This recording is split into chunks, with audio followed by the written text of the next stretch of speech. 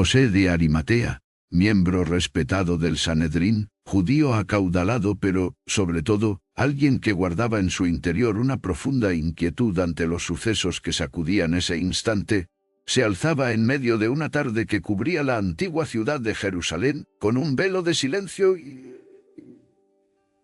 expectación. Entre las calles angostas y llenas de polvo, se percibía un aire de misterio. Un hombre, con el corazón cargado de dudas, estaba a punto de tomar la decisión más trascendental de su vida. El eco de los últimos acontecimientos parecía vibrar en cada rincón de la ciudad. Rumores de un profeta llamado Jesús, crucificado bajo la orden de Poncio Pilato, flotaban en el ambiente con una mezcla de asombro y tristeza. Muchos habían presenciado la desgarradora escena en el Gólgota, donde la vida del Nazareno se extinguió ante la mirada atónita de una multitud. Sin embargo, la historia no terminaría ahí. En medio de la penumbra, José sentía su corazón palpitar con fuerza. Algo en su interior le indicaba que aquel día cambiaría su vida para siempre. Su conciencia no le permitía contemplar de manera indiferente cómo el cuerpo de un hombre, a quien consideraba inocente, permanecía colgado en la cruz. El miedo lo golpeaba con dureza, pues sabía que el Sanedrín había condenado a Jesús. Aún así, la voz de la compasión resonaba con mayor poder en su alma. Así, con la determinación iluminando su mirada, José de Arimatea se dispuso a dar un paso que lo situaría en el centro de uno de los momentos más trascendentales de la humanidad. Aquella decisión, guiada por el amor y la valentía, cambiaría su historia para siempre. José de Arimatea no era un seguidor abierto de Jesús, pero los evangelios coinciden en describirlo como un hombre justo, respetado y acaudalado. Pertenecía al Sanedrín, el Consejo Supremo de los Judíos encargado de asuntos religiosos y de gobierno interno, bajo la atenta mirada de las autoridades romanas. Aunque no se conocen todos los detalles de su vida, los textos bíblicos resaltan su carácter compasivo y su descontento con la condena injusta de Jesús. Por entonces, Jerusalén vivía días de intensa agitación. La Pascua reunía a miles de peregrinos y la ciudad bullía de voces que hablaban de milagros, profecías y tensiones políticas. El dominio romano, personificado en la figura de Poncio Pilato, mantenía cierto orden, pero la atmósfera se cargaba de un fervor que mezclaba esperanza y miedo. El arresto y juicio de Jesús, celebrado de madrugada y a puertas cerradas, había provocado un rumor imparable. ¿Había sido en verdad un juicio justo o una estrategia para silenciar a quien muchos consideraban un profeta? Desde su posición privilegiada, José supo de primera mano los movimientos contra Jesús. Si bien la mayoría del Sanedrín veía al Nazareno como una amenaza a la tradición, él se resistía a condenarlo. Al enterarse de que Jesús había sido sentenciado a morir en la cruz, una cruenta forma de ejecución reservada a los peores criminales, su corazón se llenó de pena y confusión. Por un lado, estaba su deber religioso y su reputación. Por el otro, su conciencia le gritaba que algo sagrado latía en las enseñanzas de aquel maestro. Mientras las autoridades consumaban la crucifixión, José de Arimatea observaba, incapaz de hallar justicia en lo que sucedía. Los caminos de la fe, a veces, se revelan en situaciones límite, cuando la voz de la compasión se hace más fuerte que cualquier presión social, nace el coraje para actuar conforme a lo que uno cree correcto. En aquella Jerusalén convulsa, José ya no podía ignorar la conmoción interior que lo empujaba a hacer algo más que lamentarse mientras recorría las calles abarrotadas. José entendía la magnitud de su decisión. Todavía no sabía cómo se desarrollaría todo, pero en su interior reconocía que se acercaba la hora de definirse. ¿Seguiría atado al miedo o se atrevería a demostrar su disconformidad con la sentencia?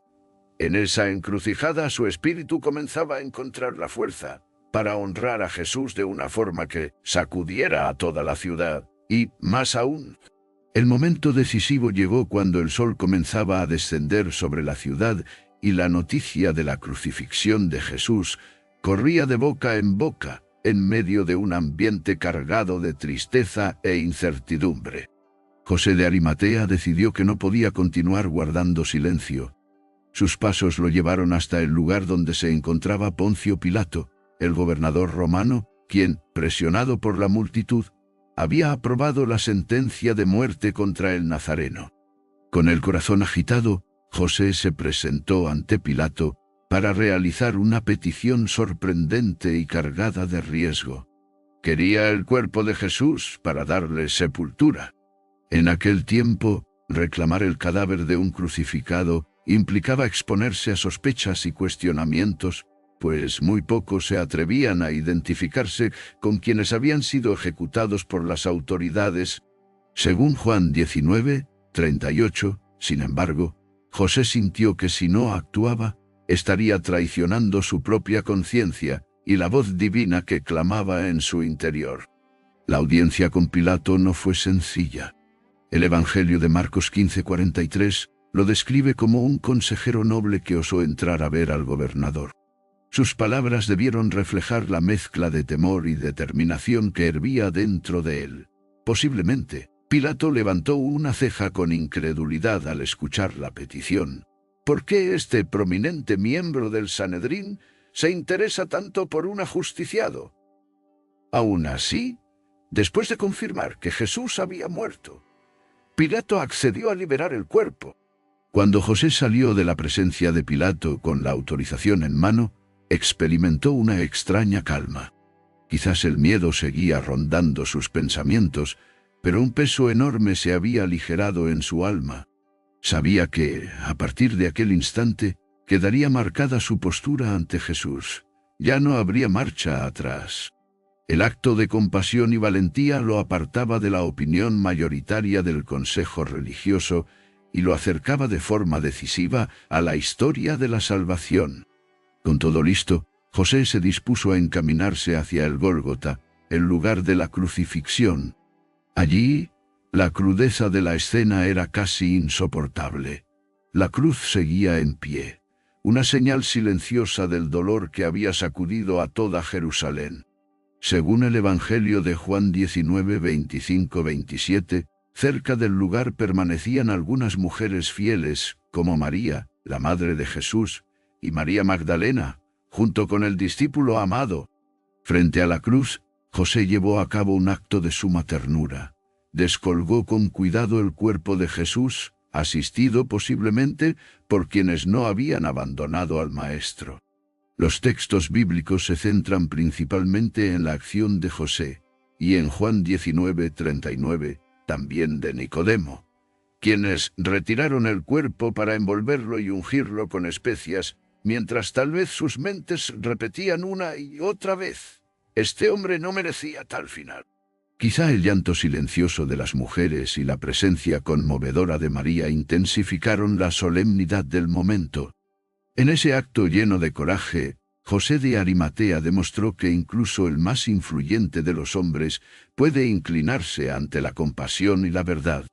Su resolución desafiaba las costumbres y los temores de aquel tiempo, iluminando el camino de todos los que, movidos por la fe, se atreven a ejercer la misericordia. Cuando el mundo entero guardaba silencio, con el cuerpo de Jesús en sus manos, José comprendió la magnitud de lo que estaba por hacer. Aquel nazareno que tantos habían seguido y amado merecía un lugar de descanso digno y no la fosa común reservada a los condenados. El Evangelio de Mateo 27:59-60 describe el momento en que José tomó el cuerpo, lo envolvió en una sábana de lino limpia y lo colocó en un sepulcro nuevo que él mismo había mandado excavar en la roca. Este acto no solo fue una muestra de devoción, sino también el cumplimiento de la antigua profecía de Isaías 53:9, donde se anuncia que el Mesías, aunque sería contado entre los malhechores, terminaría siendo sepultado con los ricos. Sin embargo, José no estaba solo en esta tarea.